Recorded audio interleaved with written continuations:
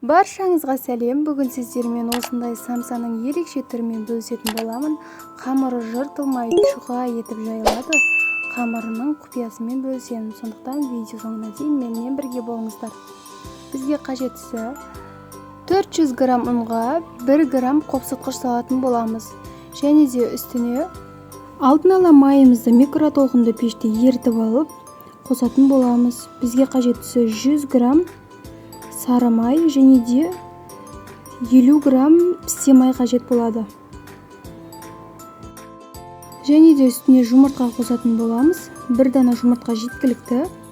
Барлық сұйық ингредиенттерімізді ұнымыздың үстіне салып, ең соңынан тұзды қосып араластыратын боламыз.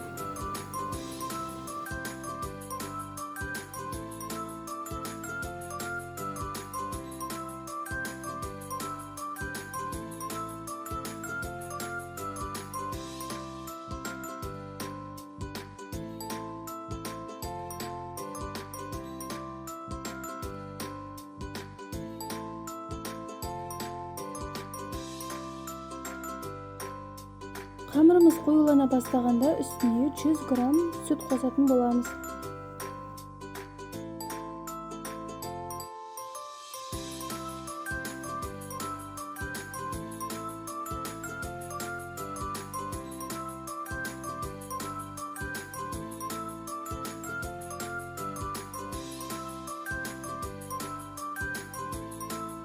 Сүтті мен сияқты 2-ге немесе 3-ге бөліп қоссаңыздар болады.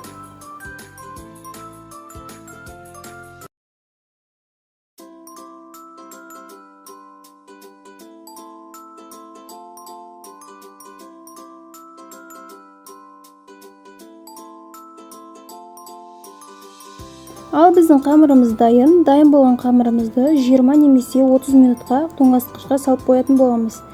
Осы орайда біз начинкасын дайындайтын боламыз. Бізге қажеттісі 3 дана пияз, 3 дана картоп және де 250-300 грамм ет, тартылған ет қажет болады.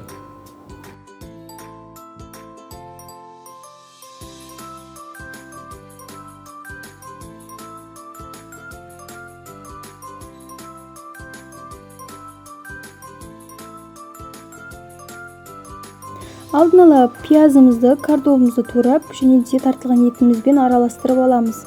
Үстіне тұз, бұрыш және де кориандр қосуды ұмытпаңыздар. Кориандр дәмдеуші біздің самсамызға өте әдемі дәм береді, сондықтан да міндетті түрде қосуға кеңес беремін.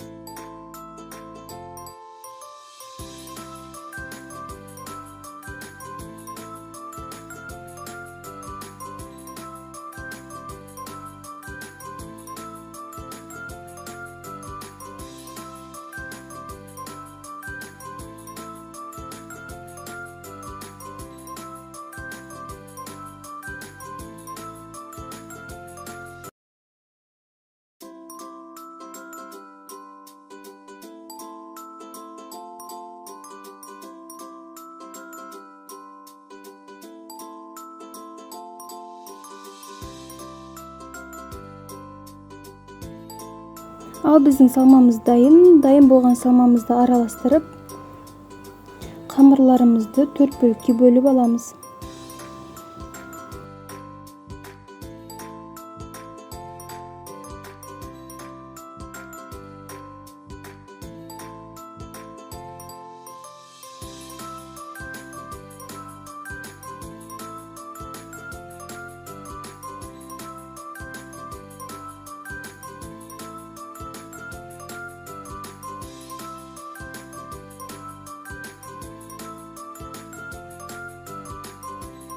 Осы орайда ескертетін жағдай, қамырларыңызды жұқа етіп жайсаңыздар, самсаларыңыздың түрі әдемі болып шығады.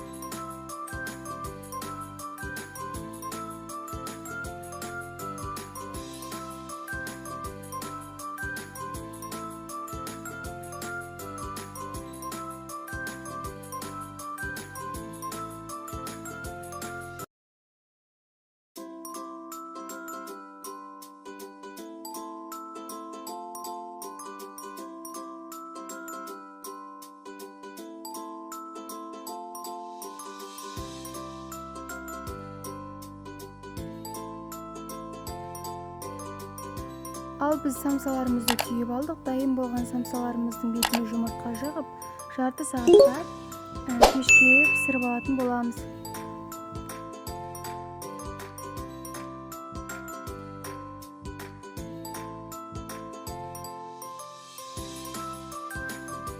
Видео пайдалы болса, лайк басып, комментарий жазып, тіркелуді ұмытпаңыздар.